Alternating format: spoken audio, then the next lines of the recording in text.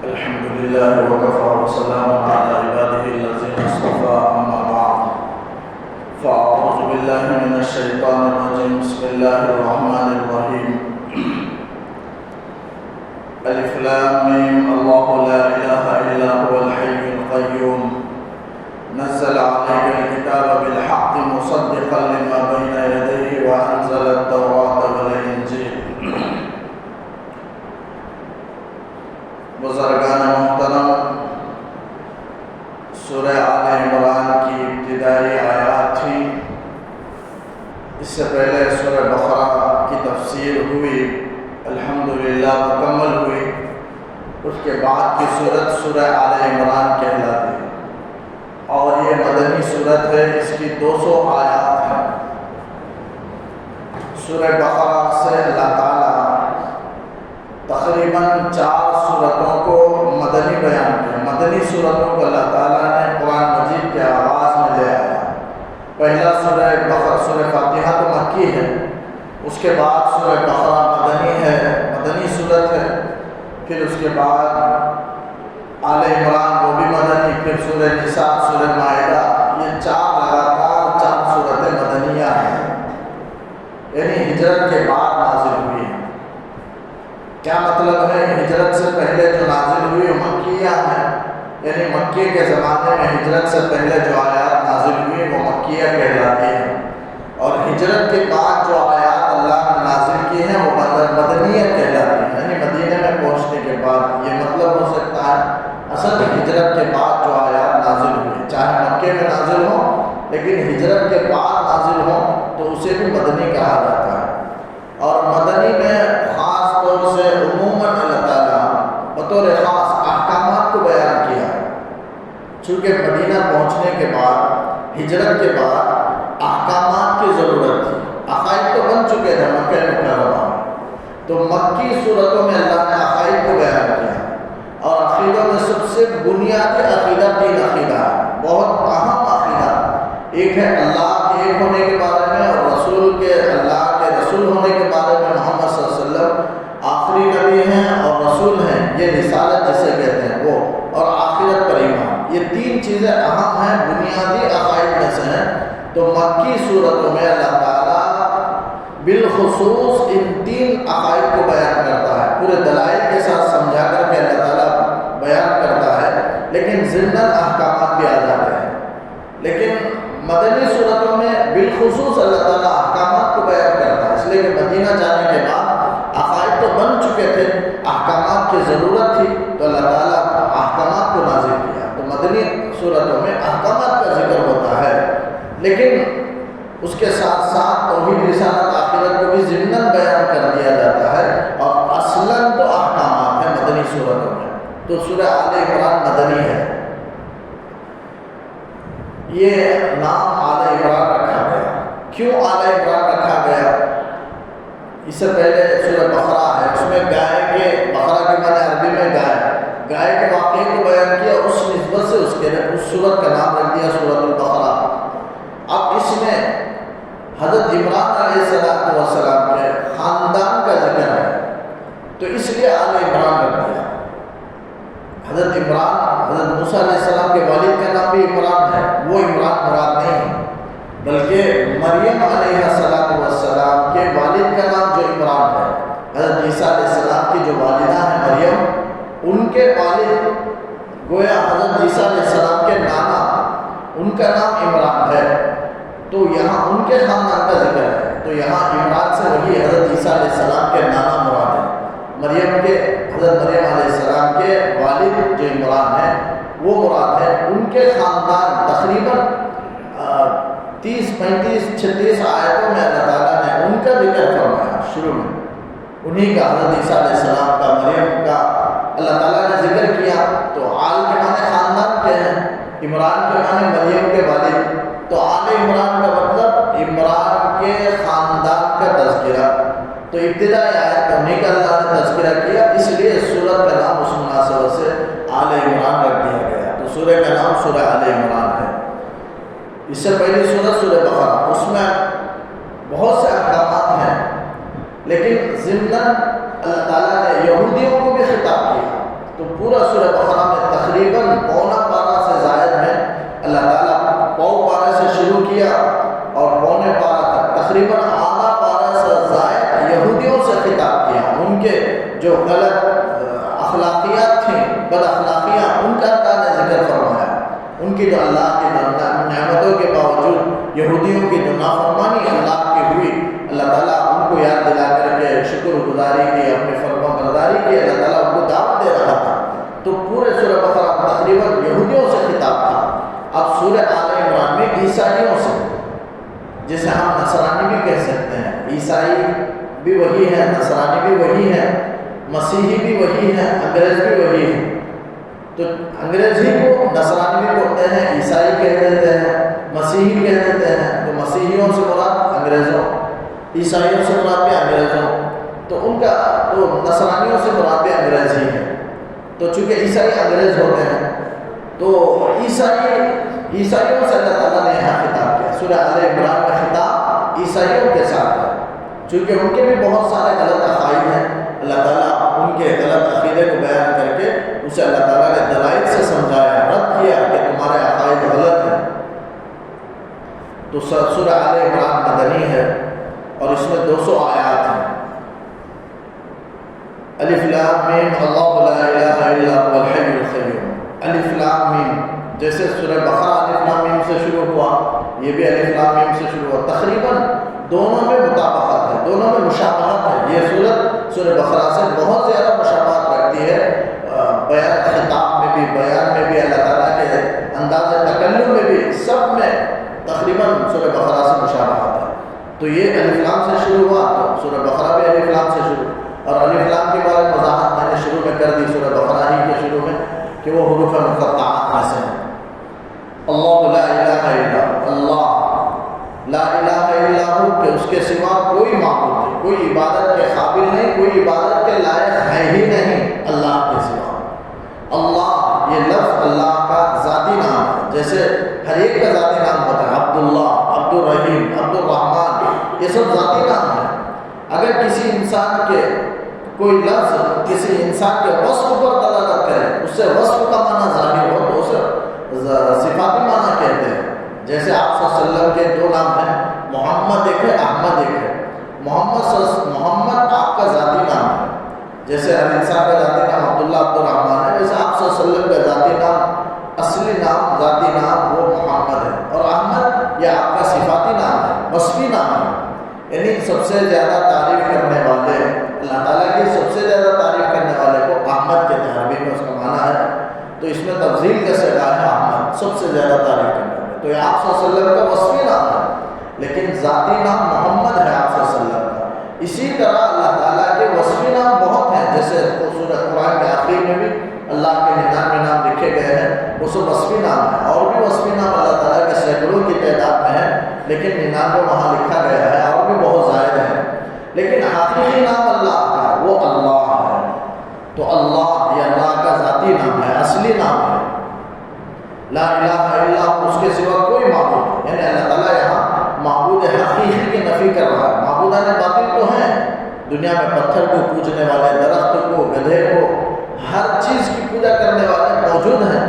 تو وہ سب معبودان باطل ہیں، لیکن معبود حقیقی تو ایک ہی ہے۔ تو اللہ یہاں معبود حقیقی کا ذکر کر رہا ہے کہ اگر حقیقتاً دیکھا جائے، حقیقی معبود، عبادت کے قابل اور لائق اگر کوئی ہے تو وہ اللہ ہی ہے، اللہ کے علاوہ کوئی معبود نہیں۔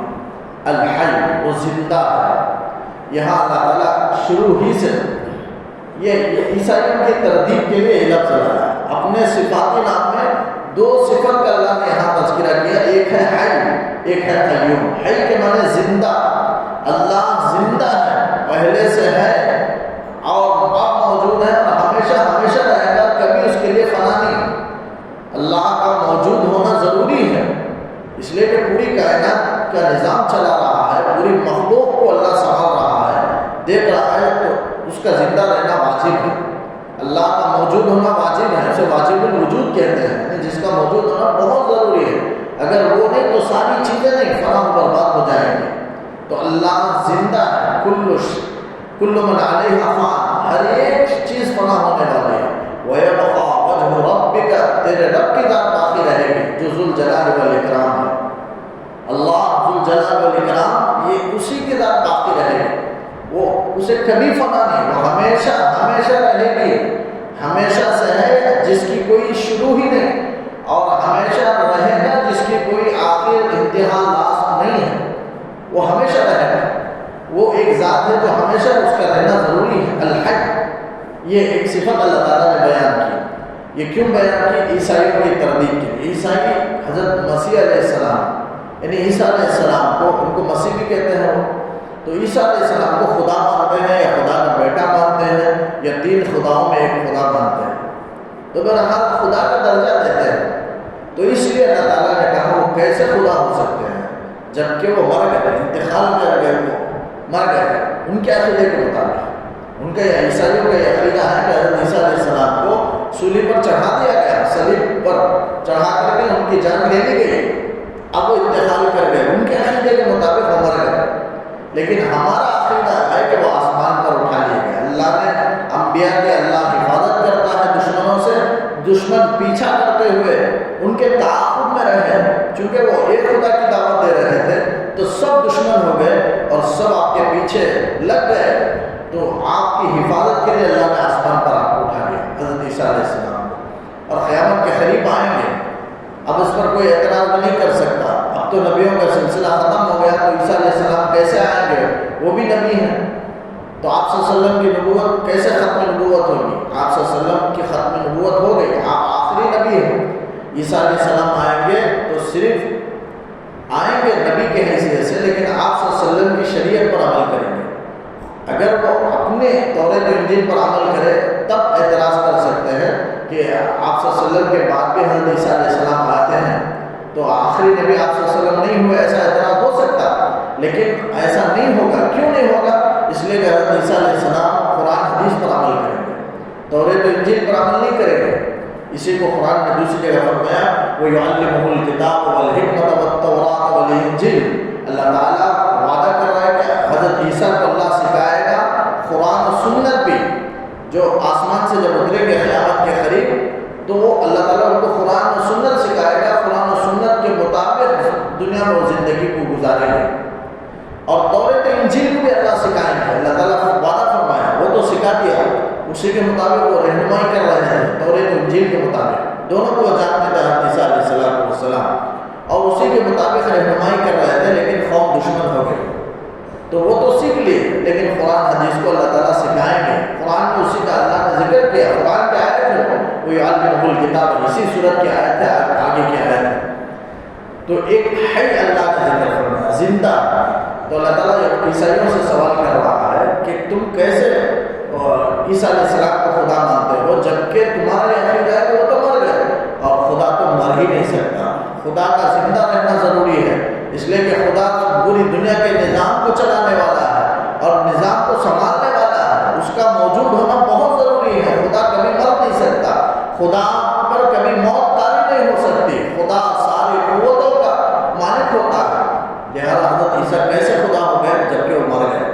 تمہارا عقیدہ ہے تو خدا نہیں ہو سکتے۔ تو الحی لا کر ان کے اللہ نے تردید کر دی۔ القیوم، نظام کو سنبھالنے والا، تو پوری دنیا کے نظام کو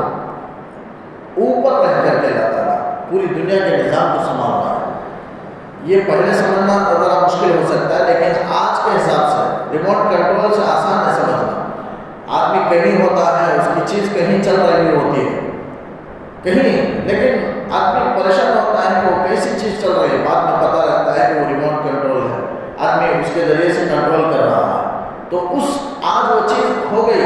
جس کی وجہ سے ہم آسانی سے سمجھ سکتے ہیں کہ اللہ تعالیٰ آسمان کے اوپر ہے، رہ کر کے دنیا کے نظام کو اللہ تعالیٰ چلا رہا ہے، دنیا کے نظام کو سنبھالے ہوئے ہے۔ تو القیوم، یہ دو صفت اللہ نے ذکر فرمائی۔ اور حضرت عیسیٰ علیہ السلام جب مر گئے، انتقال کر گئے، سولی پر چڑھ گئے، تو اپنے آپ کو بچا نہیں سکے، تو وہ ساری دنیا کے نظام کو کیسے سنبھالیں گے؟ جبکہ وصولی پر لوگوں نے چڑھایا، دشمنوں نے، تو وصولی پر چڑھا دیا اور موت کے گھاٹ انہوں نے اتار دیا۔ جب اپنے خود کی وہ حفاظت نہیں کر سکے تو دنیا کے نظام کو وہ کیسے سنبھال سکتے ہیں؟ تو اللہ نے اپنی ایک صفت بیان فرمائی کہ قیوم، سارے نظام کو سنبھالنے والا وہ اللہ ہی ہے، تو لہذا عیسیٰ خدا نہیں ہو سکتے۔ نزل علیک الکتاب بالحق، یہ عیسائیوں کا تذکرہ اس لیے ہوا کہ یہ سورت نازل ہوئی، بلکہ تقریباً 80 آیات اللہ نے بیک ایک موقع پر نازل کر دی، شروع کی آل عمران کی، اس کے بعد بات کی آیت نازل ہوئی، وہ اس موقع پر نازل ہوئی جبکہ نجران کے عیسائی آپ صلی اللہ علیہ وسلم سے مناظرہ کرنے کے لیے آئے، یعنی آپ کا دین سچا ہے یا ہمارا دین سچا ہے معلوم کرنے کے لیے۔ وہ نجران یمن کے قریب میں ایک علاقہ ہے، عرب کا علاقہ ہے نجران، وہاں آپ صلی اللہ علیہ وسلم کے زمانے میں عیسائی نجران میں آباد تھے، مکہ مکرمہ کے جنوبی حصے میں، اور یمن کے شمالی علاقے میں ایک علاقہ ہے، ایک شہر ہے نجران، وہاں عیسائی بہت بڑا شہر تھا اس زمانے، آپ صلی اللہ علیہ وسلم کے زمانے ہی میں وہاں عیسائی آباد رہتے تھے۔ وہاں کے کئی تقریباً 8 سے زائد یا بعض روایتوں میں 16 بھی آیا ہے، وہ جو ماہر ان کے انجیل کے جاننے والے تھے، عیسائی میں جو بہت بڑے عالم تھے، اس کا ایک وقت مل کر کے آپ صلی اللہ علیہ وسلم کی خدمت میں مکے میں حاضر ہوئے اور آپ صلی اللہ علیہ وسلم سے مناظرہ کرنے لگے دین کے بارے میں کہ آپ کا دین سچا ہے یا ہمارا دین سچا ہے، آپ کیا دعوت لے کر کے آئے ہیں۔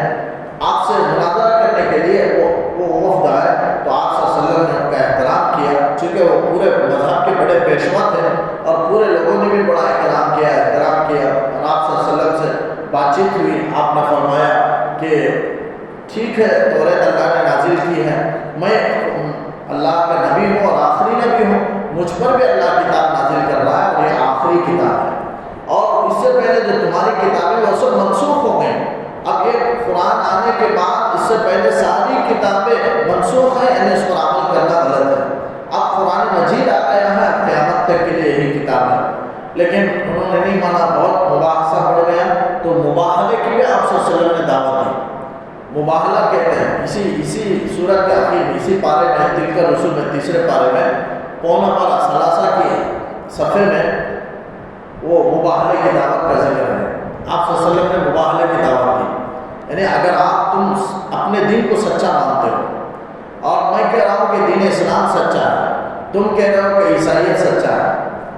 اور پھر بولنے کی بات نہیں مانتے ہیں، تو آخر میں ایک ہی ہے کہ مباحلے کے لیے تیار ہو جاؤ۔ مباحلہ کہتے ہیں اللہ تعالیٰ سے اس کی صورتیں کئی ہو سکتی ہیں، جیسے آج کے زمانے میں بھی بہت ہندو مسلمانوں میں مباحلے کی باتیں ہوتی ہیں، پنڈتوں میں اور ہمارے مذہب کے علماء کے درمیان میں مباحلے کی دعوت ہوئی، لیکن غیر مسلموں نے انکار کر دیا۔ آج بھی وہ ڈرتے ہیں مباحلے سے۔ مباحلے کا مطلب ہے کہ اگر کون سا دین سچا ہے، دونوں اپنے اپنے مذہب کی کتابیں لے کر کے آگ پر چلیں گے۔ جو آج کے زمانے میں جو مباحلے کی دعوت کی جو پیشکش کی گئی ہندو پنڈتوں سے، وہ میں عرض کر رہا ہوں آگ پر چلنے کی، لیکن انہوں نے نہیں مانا۔ لیکن مسلمان مذہبی جو علماء ہیں وہ لے کر کے اس کے لیے تیار ہیں، اور مباحلے میں اللہ کا وعدہ ہے کہ اگر مباحلہ ہو جائے تو وہ کام ہو کر رہے گا، اس لیے کہ حق و باطل کا معاملہ ہے، اللہ تعالیٰ اس موقع پر حق کو ظاہر کر دیں گے۔ تو اس زمانے میں مباحلہ آپ نے فرمایا اگر تم نہیں مانتے ہو تو تم اپنے گھر کے عورتوں کو، مردوں کو، بچوں کو لے کر آ جاؤ، میں بھی اپنے حسن حسین کو، فاطمہ کو اور سب چیزوں کو لے کر میدان میں آ جاتا ہوں، ایک میدان میں کھڑے ہو کر دونوں مباحلہ کریں گے۔ اگر جس کا دین سچا ہے وہ بچ جائے گا اللہ کے عذاب سے، جس کا دین جھوٹا ہے وہ اپنے اوپر لعنت کرے گا، اگر میں جھوٹا ہوں تو مجھ پر، یا آپ سامنے والا جھوٹا ہے تو اس پر اللہ کی لعنت ہو اور غضب ہو اور اللہ کا عذاب اتر جائے، تو فوراً اللہ کا عذاب آ جائے گا۔ تو مباحلے کی دعوت آپ صلی اللہ علیہ وسلم دیے تو نجران کے وہ عیسائی کہنے لگے اے اللہ کے رسول ہمیں موقع تھا، ہم مشورہ کر کے آتے ہیں۔ تو وہ افراد آپس میں مشورہ کیے اور اگر آپ صلی اللہ علیہ وسلم سے کہنے لگے ہم تیار نہیں ہیں، مباحلے کے لیے ہم تیار ہیں، اس لیے وہ آپس میں مشورہ کرنے لگے اگر واقعی سچے نبی ہیں، اگر مباحلہ کر دیں تو ہم پر عذاب نازل ہو جائے گا، حق واضح ہو جائے گا، اس لیے انہوں نے انکار کر دیا اور چلے گئے نجران کے سے۔ آپ صلی اللہ علیہ وسلم بھی بھیج دیے، جتنے دلیل آپ نے دعوت پیش کی، قرآن کی آیتیں آپ نے پڑھ کر سنائی لیکن نہیں مانے، آپ نے انہیں چھوڑ دیا اور وہ نجران کے عیسائی چلے گئے۔ بہرحال مباحلے کے لیے راضی نہیں ہوئے، اسی آیت میں آگے اس کا ذکر اللہ تعالیٰ نے کیا۔ تو نزل علیک الکتاب، آپ پر اللہ نے کتاب کو نازل کی بالحق، سچائی کے ساتھ۔ یہاں نزلہ ہے، عربی گرامر میں دو، ایک انزلہ ہے ایک نزلہ ہے۔ نزلہ کے معنی ہے تھوڑا تھوڑا نازل کرنا، انزلہ کے معنی ہے بیک وقت اتار دینا، یعنی عربی گرامر کے اعتبار سے معنی سمجھا رہا ہوں۔ انزلہ کے معنی ہے بیک وقت کتاب اتار دینا۔ تورات انجیل کے لیے اللہ نے فرمایا کہ انزل التوراۃ والانجیل، تورات انجیل کو اللہ نے بیک وقت نازل کر دیا، یعنی موسیٰ علیہ السلام کو بلایا، اللہ نے پوری کتاب اتار دی، 70,000 فرشتے مل کر اٹھانے لگے، بہت وزنی تھا، حضرت موسیٰ علیہ السلام اٹھا نہیں سکے، تو اللہ نے 7 فرشتوں کو بھیجا، پورے مل کر اٹھا، ایک ہی وقت میں اللہ نے اتار دیا۔ لیکن قرآن مجید ویسا نہیں، نزلہ کے معنی ہے تھوڑا تھوڑا نازل کرنا۔ انزلہ کا بھی آتا ہے، انزلہ اگر آئے تو اس کا مطلب ہے کہ قرآن کا نزول 2 مرتبہ ہوا، ایک لوح محفوظ میں تھا قرآن، اللہ کے علم سے وہ لوح محفوظ میں اللہ نے اتار دیا، وہاں محفوظ تھا، جیسے قرآن میں ہے سورہ بروج میں کہ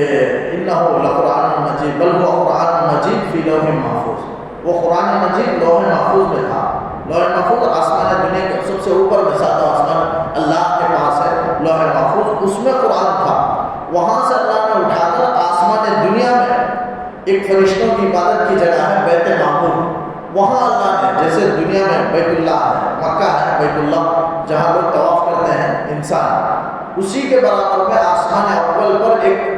فرشتوں کا طواف کرنے کی جگہ ہے، اسے بیت معمور کہتے ہیں، وہاں اللہ نے اتارا ہے۔ کب اتارا؟ شب قدر میں اتارا۔ تو شب قدر میں اللہ نے قرآن کو اتارا سے وہی مراد ہے کہ لوح محفوظ سے پورا قرآن بیک وقت اللہ نے نازل کر دیا بیت معمور پر۔ یہ ہے انزل الکتاب، کتاب کو نازل کیا۔ پھر نزل الکتاب کا مطلب ہے کہ وہاں سے، یعنی آسمان دنیا بیت معمور سے آپ صلی اللہ علیہ وسلم پر تھوڑا تھوڑا رفتہ شدہ دھیرے دھیرے اللہ نے قرآن نازل فرمایا، جیسے ضرورت پڑی ویسے آپ صلی اللہ علیہ وسلم کو، جیسے اسے شان نزول کہتے ہیں، پہلا کوئی واقعہ پیش آ جاتا ہے تو اس کے تردید میں اللہ تعالیٰ آیت کو نازل کرتا ہے، یا آپ صلی اللہ علیہ وسلم کو تکلیف ہوئی تو آپ کو تسلی دینے کے لیے قرآن کی آیت اللہ نازل کرتا ہے۔ ویسے اِنَّا بالکوثر ہے، اور جو کافر آئے آپ صلی اللہ علیہ وسلم سے کہتے ہیں کہ اللہ کے رسول ہم اور آپ دونوں متحد ہو جائیں گے، آپ بھی ہمارے معبود کی عبادت کریں، ہم بھی آپ کے معبود کی عبادت کریں گے، تو اللہ کے رسول صلی اللہ علیہ وسلم پر آیت نازل ہوئی، اللہ نے آیت نازل کر دی قل یا ایھا الکافرون۔ نبی کو فرمایا اے نبی آپ کہہ دیجئے کہ اے کافر لا اعبد ما تعبدون، میں عبادت نہیں کر سکتا اس کی جس کی تم عبادت کر رہے ہو، ولا انتم عابدون ما اعبد، اور تم عبادت نہیں کر سکتے اس کی جس کی میں عبادت کرتا ہوں، لکم دینکم ولی دین، تمہارے لیے تمہارا دین، میرے لیے میرا دین، دین میں اتحاد نہیں ہو سکتا، یہ اللہ نے آیت نازل فرمایا۔ تو جیسے جیسے ضرورت پڑتی گئی ویسے ویسے اللہ پہلے جانتا تھا وہ واقعات ساری چیزیں پیش آئیں گی، اس کے مطابق قرآن بالکل تیار تھا، لیکن جب جب ضرورت پڑتی گئی جو جتنی آیات جتنی صورتیں اللہ نازل کرتا رہا، اس کو شان نزول کہتے ہیں، نازل ہونے کا سبب، نازل ہونے کی شان، نازل ہونے کی وجہ، اسے کہتے ہیں شان نزول کہتے ہیں۔ تو یہی ہے اس صورت کے شان نزول، یعنی عیسائیوں کا بحث و مباحثہ کرنا آپ صلی اللہ علیہ وسلم سے، تو پھر اللہ نے یہ صورت نازل فرمائی کہ نزل علیک الکتاب، آپ پر قرآن کو، کتاب کو نازل کیا ہے بالحق، سچائی کے ساتھ، یعنی سچائی کا مطلب اس قرآن کے اندر کذب نہیں ہے، جھوٹ نہیں ہے، جھوٹی بات نہیں ہے، غلط بیانی نہیں ہے، ظلم کی بات نہیں ہے، اور غلط بات قرآن کے اندر نہیں ہے، اور مبالغہ آرائی قرآن کے اندر نہیں، جیسے شعراء مبالغہ کر دیتے ہیں تعریف میں، یا کسی حق بیان، کسی واقعے کو بیان کرنے میں مبالغہ کر دیتے ہیں، آگے بڑھ جاتے ہیں اور حقیقت کے خلاف بیان کرتے ہیں، لیکن قرآن ایسا نہیں ہے، بالکل صورت حال کو، حقیقت حال کو، جیسا واقعہ ہو اسی واقعے کو قرآن سچائی کے ساتھ بیان کرتا ہے۔ تو قرآن میں غلط بیانی نہیں ہے، جھوٹ نہیں ہے، ظلم کی بات، برائی کی بات قرآن کے اندر نہیں ہے، مبالغہ آرائی نہیں ہے، بلکہ انصاف کی بات، سچی بات، سچا، اللہ نے سچائی کے ساتھ کتاب کو نازل کیا، سچی باتوں کے ساتھ، مصدقا لما بین یدیہ، اور یہ کتاب، یہ قرآن مجید تصدیق کرنے والی ہے اس کی جو ان سے پہلے نازل ہوئی۔ پہلے کیا نازل ہوئی؟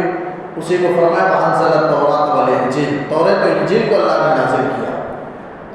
قرآن سے پہلے تورات، انجیل نازل ہوا، انجیل سے پہلے تورات نازل ہوا۔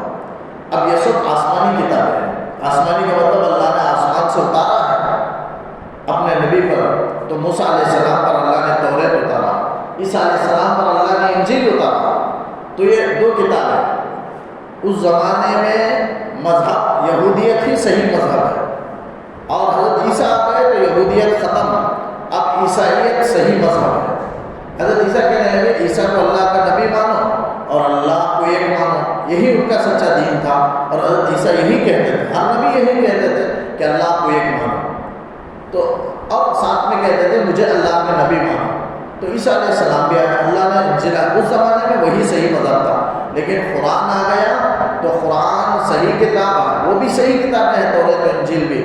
ہم کو اس پر بھی ایمان لانا ہے۔ اگر کوئی انکار کرے مسلمان تو وہ کافر ہو جائے گا۔ ہم غیروں کی طرح نہیں، یہودیوں کی طرح، عیسائیوں کی طرح نہیں ہیں کہ اپنی کتاب کو، اپنے نبی کو مانے، باقی سب کو انکار کر دیں، بلکہ چونکہ قرآن اللہ نازل کیا، توریت اللہ نازل کیا، انجیل اللہ نے نازل کی، اس لیے اللہ نے اتارا ہے، اس لیے ہم تینوں کتاب کا احترام کریں گے، زبور کا بھی احترام، جتنی آسمانی کتابیں سب کا احترام کریں گے۔ اور اللہ ہی نے موسیٰ علیہ السلام کو بھیجا، عیسیٰ کو بھیجا، اور محمد رسول اللہ صلی اللہ علیہ وسلم، اس لیے سب نبی کا ہم احترام کریں گے، سب کو مانیں گے، عیسائیوں کی طرح نہیں کہ عیسیٰ کو مانے باقی موسیٰ کو یا آپ صلی اللہ علیہ وسلم کو سب کا انکار کریں، ایسا نہیں۔ ہمارے لیے حکم ہے کہ ہم سب کو مانیں گے، موسیٰ، عیسیٰ، آپ صلی اللہ علیہ وسلم، سب کو، سب کا احترام، لیکن آپ محمد رسول اللہ صلی اللہ علیہ وسلم کی شریعت کی پیروی کریں گے،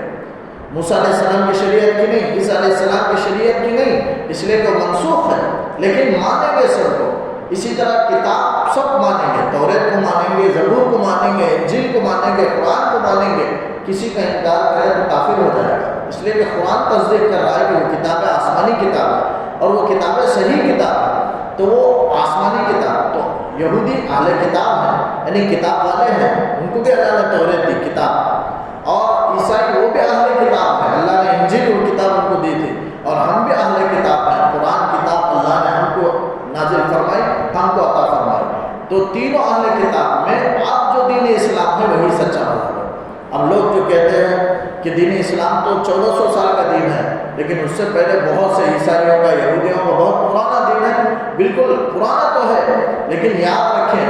اصل بات ذرا سمجھنے میں غلطی ہوتی ہے، وہ یہ کہ دین ایک ہی ہے، آدم علیہ السلام سے لے کر کے حضرت محمد رسول اللہ صلی اللہ علیہ وسلم تک دین تو ایک ہی ہے، دین نہیں بدلتا، کیونکہ دین عقائد کا نام ہے، اللہ ایک ہونے کا، اور نبیوں کے رسول ہونے کا، قیامت کے آنے کا، جنت کا، جہنم کا، حساب و کتاب کا، اس کو دین کہتے ہیں، اور یہ نہیں بدلتا، کبھی بھی نہیں بدلے گا، یہ دین تو ایک ہی ہے، آدم علیہ السلام سے لے کر اس تو معلوم ہوا دین سے مراد دین اسلام، اور دین اسلام کہ جو دین ہونے کے اعتبار سے وہ آدم علیہ السلام سے چلتا آ رہا ہے، لیکن شریعتیں بدلی ہیں، زمانے کے حساب سے بدلتا ہے، انسانوں کی طاقت، انسانوں کی حالت کو، صورت کو دیکھ کر کے اللہ تعالیٰ احکامات میں تبدیلی کرتا ہے، تو انسانوں کے مطابق اللہ، چونکہ اس زمانے کے انسان بہت سخت ہے تو سخت احکام، اور اس زمانے کے وہ طاقت وسعت نہیں رکھتے ہیں، اتنی طاقت نہیں، تو ان کے مطابق آسان احکامات اللہ نے نازل فرمایا۔ تو شریعت جو ہے، احکامات جسے کہتے ہیں، شریعت اللہ کے احکامات کو کہتے ہیں، یہ شریعت بدلتے ہیں، تو یہ جو شریعت ہے یہ 1400 سال سے شریعت چل رہی ہے، لیکن دین تو حضرت آدم علیہ السلام کے زمانے سے چل رہا ہے، ان الدین عند اللہ الاسلام، دین تو اب اللہ کے نزدیک صرف دین اسلام ہی ہے، اب یہودیت کا جو دین ہے، عیسائیت کا جو دین ہے، وہ سب اللہ کے نزدیک مقبول نہیں، کیونکہ وہ پہلے دین تھے، اب ختم ہو گئے، اب جو دین ہے وہ دین اسلام ہی ہے۔ تو شریعت 1400 سال کی ہے، دین تو پرانا ہے آدم علیہ السلام سے لے کر کے، لیکن شریعت وہ آپ صلی اللہ علیہ وسلم کے زمانے سے وہ بدل سکتے ہیں، جیسے ڈاکٹر کے پاس جاتے ہیں، شروع میں ایک نسخہ لکھتا ہے، پھر دوسرے وقت میں دوسرا نسخہ لکھتا ہے، تو اس کی طبیعت کے لحاظ سے وہ دوائیں بدلتا رہتا ہے، ویسے ہی اللہ تعالیٰ انسانوں کی حالت کے اعتبار سے اللہ تعالیٰ احکامات کو بدلتے رہتے ہیں، تو آپ صلی اللہ علیہ وسلم آخری امت ہے، تو ان کے مطابق اللہ نے قرآن میں احکامات نازل فرمائے، من قبل، اس سے پہلے، یعنی توریت و انجیل کو اللہ نے نازل کیا، اور ایک ہی وقت میں اللہ نے اتار دیا، تھوڑا تھوڑا کر کے نازل نہیں کیا، من قبل سے مراد اس سے پہلے، یعنی قرآن سے پہلے اللہ نے وہ کتابیں نازل کی، یہاں بات کا ذکر نہیں ہے، تو معلوم ہوا آپ صلی اللہ علیہ وسلم کے بعد کوئی کتاب نازل نہیں ہوئی، کوئی نبی نہیں آیا، اس لیے کہ سورہ بقرہ میں بھی اللہ نے فرمایا والذین یؤمنون بما انزل الیک وما انزل من قبلک، صرف آپ سے پہلے جو نازل کی گئی اس پر ایمان رکھتے ہیں، بعد کا لفظ نہیں ہے، تو معلوم ہو آپ کے بعد کوئی نبی آئے ہی نہیں، اور آپ کے بعد کوئی کتاب اللہ نے نازل نہیں فرمائی، آپ ہی آخری نبی ہیں۔ اس آیت سے بھی ختم نبوت کا ذکر ہوتا ہے کہ آپ آخری نبی ہیں۔ ہدی للناس، یہ قرآن مجید، یہ کتاب ہدایت ہے تمام لوگوں کے لیے۔ انسان کو ہدایت کی بہت ضرورت ہے، ہدایت ہی سے انسان آخرت میں کامیاب ہوگا۔ نمازوں میں ہم مانگتے ہیں اہدنا الصراط المستقیم، اے اللہ سیدھا راستہ دکھا، صراط الذین انعمت، کن لوگوں کا راستہ؟ سیدھا راستہ ان لوگوں کا راستہ جن پر تو نے انعام کیا۔ کن پر انعام کیا؟ دوسری جگہ من النبیین والصدیقین والشہداء والصالحین، انبیاء ہیں، صدیقین ہیں، شہداء ہیں، صالحین ہیں، ان 4 لوگوں کا راستہ یہ سیدھا راستہ ہے۔ تو اس سیدھے راستے کے ہم اللہ سے نماز میں دعا کرتے ہیں، اے اللہ ہم کو سیدھا راستہ دکھلا۔ تو سیدھا راستے کے بغیر انسان نجات پا ہی نہیں سکتا، نجات کے لیے سیدھا راستے کی ضرورت۔ تو اسی کو فرمایا ہدی للناس۔ قرآن کی 3 صفت ہے، اس میں سے پہلی صفت تمام لوگوں کے لیے ہدایت کی طرف لانے والی کتاب، ایک رہنما، اور دوسرا وبینات من الہدی والفرقان، بینات من الہدی، یعنی ہدایت کی باتوں کو کھول کھول کر قرآن بیان کرنے والی ہے، قرآن کی دوسری صفت۔ تیسری صفت ہے والفرقان، جیسے آگے یہاں اللہ نے کہا وانزل الفرقان، فرقان کو اللہ نے نازل کیا۔ اب سوال ہو سکتا ہے قرآن کا اللہ نے اس سے پہلے ذکر کر دیا تو پھر دوبارہ کیوں ذکر کر رہا ہے وانزل الفرقان سے؟ تو اس سے مفسرین نے لکھا ہے یہاں فرقان سے مراد حق و باطل کے درمیان فرق کرنے والی کتابیں ہیں، یعنی توریت، انجیل، قرآن کے علاوہ بھی جتنی کتابیں ہیں، زبور ہے، اور حضرت موسیٰ علیہ السلام کے صحف ابراہیم اور موسیٰ، ابراہیم علیہ السلام کے صحیفے، موسیٰ علیہ السلام کے صحیفے، حضرت نوح علیہ السلام کے اور شیس علیہ السلام کے، ان پر اللہ نے جو چھوٹی چھوٹی کتابیں جن کو صحیفے کہتے ہیں وہ سب صحیح ہیں، ان سب کو داخل کرنے کے لیے فرقان، یعنی وہ سب حق و باطل کے درمیان، دودھ کا دودھ، پانی کا پانی، پانی دودھ میں مل جائے تو الگ الگ کرنے والی چیزیں کیا ہیں، تو ایسا حق و باطل اگر مل جائے تو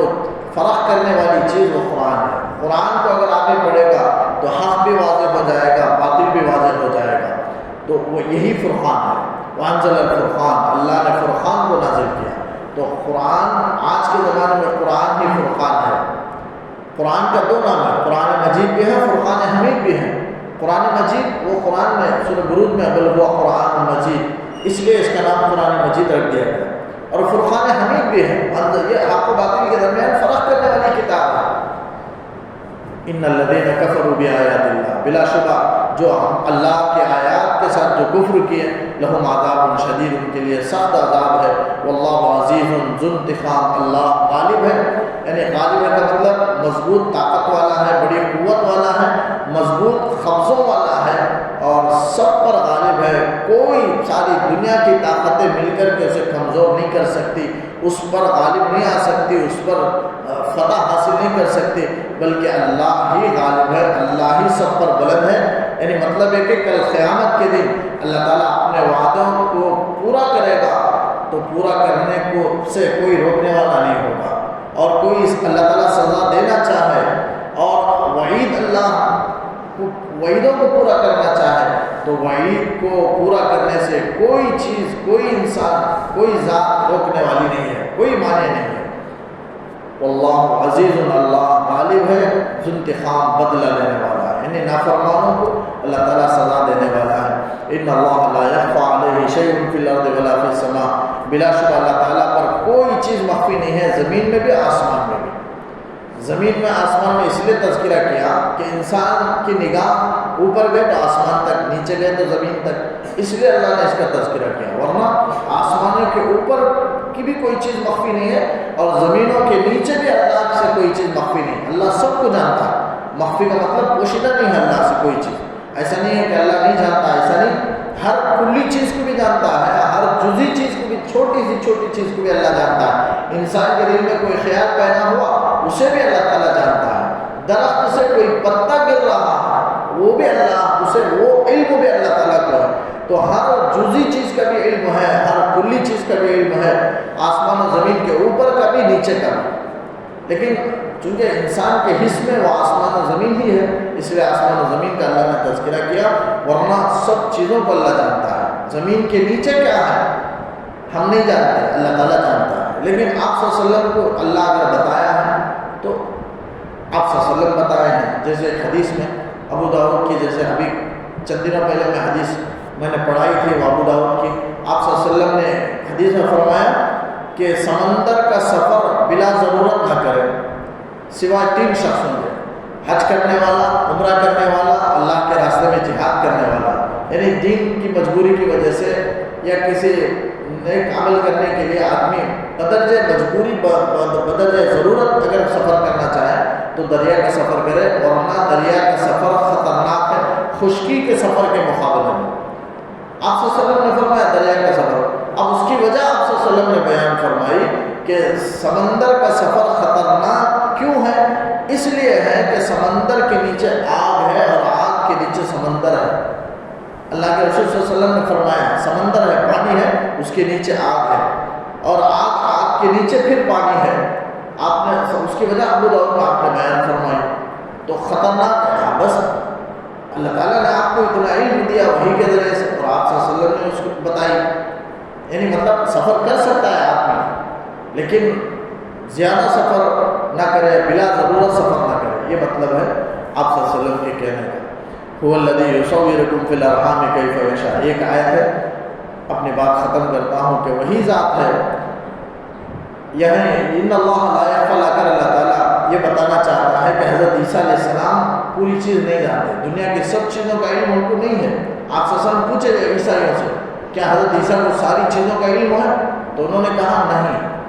تو اللہ تعالیٰ یہاں کہہ رہا ہے کہ لا یخفی علیہ شیء، تو جو کسی چیز کو نہیں جانا وہ خدا کیسے ہو سکتا ہے؟ خدا تو وہ ہے جو سب کا علم رکھے، کوئی چیز اس پر مخفی نہ ہو۔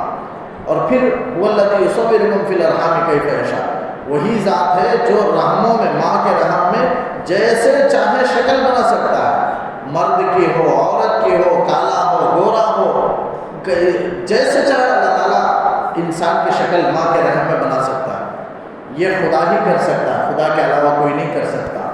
جو خدا ہے، معبود ہے، وہی انسانوں کا خالق ہے، وہی انسانوں کو جیسے چاہے پیدا کر سکتا ہے، اور حضرت عیسیٰ علیہ السلام ایسا نہیں کر سکتے، پیدا نہیں کر سکتے، تو وہ خدا نہیں ہو سکتے۔ لا الہ الا ہو، آخر میں اللہ تعالیٰ نے فرمایا کہ لا الہ الا ہو، کوئی معبود نہیں حقیقی معبود اللہ کے سوا مگر وہی، یعنی اللہ العزیز جو غالب ہے، الحکیم حکمت والا ہے۔ یعنی اللہ تعالیٰ ساری چیزیں حکمت کے تحت اللہ تعالیٰ دنیا میں پیدا کرتا ہے، وجود میں لاتا ہے۔ کوئی کام اللہ کا حکمت سے خالی نہیں ہے، بیکار کوئی کام نہیں ہے۔ ہم کو اگر دکھائی دے کہ کوئی چیز بیکار ہو تو وہاں اس کا فائدہ ہمارے علم میں نہیں ہے کہ وہ اللہ کیوں پیدا کیا، اس لیے ہم سمجھتے ہیں۔ ورنہ اگر سانپ کو بھی اللہ نے پیدا کیا، بچھو کو اللہ نے پیدا کیا، تو اس کے کچھ اور دوسرے فائدے ہیں جو انسان نہیں جانتا۔ انسان صرف اسے اذیت ہوتی ہے اس لیے انسان سمجھتا ہے کہ وہ بیکار ہے اور تکلیف دینے والا، ورنہ اس سے اتنے فائدے ہیں جو تحقیق کرنے والے، دوائیاں بنانے والے، وہ جانتے ہیں کہ ان سے کیا فائدہ ہے، اسی لیے ان کی پرورش کرتے ہیں، سانپوں کی پرورش کرتے ہیں، بچھوؤں کی نسل کو بڑھاتے ہیں، اس کی پرورش کرتے ہیں۔ یہ سب کیوں ہوتا ہے؟ اس کے اندر فائدہ ہے۔ انسان ایک طرف سے سوچتا ہے، دوسری طرف سے انسان نہیں دیکھتا، لیکن اللہ دنیا میں جتنی چیزیں پیدا کی ہیں بیکار اللہ نے پیدا نہیں کیا، اس کا کوئی کام حکمت سے خالی نہیں ہے۔ یہاں تک کہ ایک بات لطیفے کے طور پر کہہ رہا ہوں کہ انسان کے جسم میں بال اگتا ہے، ناک میں بال آتا ہے، ناک کے اندر وہ کیوں پیدا ہوتا ہے انسان سوچے گا بھی نہیں، وہ تو انسان اسے کاٹتا ہے پھر بڑھ جاتا ہے۔ حالانکہ اگر وہ صاف رہتا تو ساری جو دھول ڈسٹ جو ہے انسان کے دماغ میں اور سینے میں پہنچ جاتا، لیکن اللہ نے بال اگائے اور وہی روک لیا۔ انسان وضو کے موقع پر، غسل کے موقع پر انسان ناک صاف کر لیتا ہے اور دھول ڈسٹ کو باہر کر لیتا ہے، تو خدا کا شکر ہے روکنے کے لیے اللہ نے ان بالوں کو اگایا ہے۔ تو بہرحال ہر چیز میں انسان کی عقل پہنچ ہی نہیں سکتی، ساری چیزیں حکمت کے تحت ہیں، لیکن بے حکمت اللہ نے کوئی پیدا نہیں کیا۔ اگر کوئی چیز نظر آتی ہے تو یہ سمجھنا چاہیے کہ مجھے معلوم نہیں ہے اس کی حکمت، میں جاہل ہوں اس سے، لیکن اللہ بہرحال حکمت کے تحت پیدا کیا ہے۔ اللہ تعالیٰ سے دعا ہے، یہ 6 آیات سورہ آل عمران کی ابتدائی اللہ تعالیٰ کے سننے سے عمل کی توفیق عطا فرمائے، یقین کامل نصیب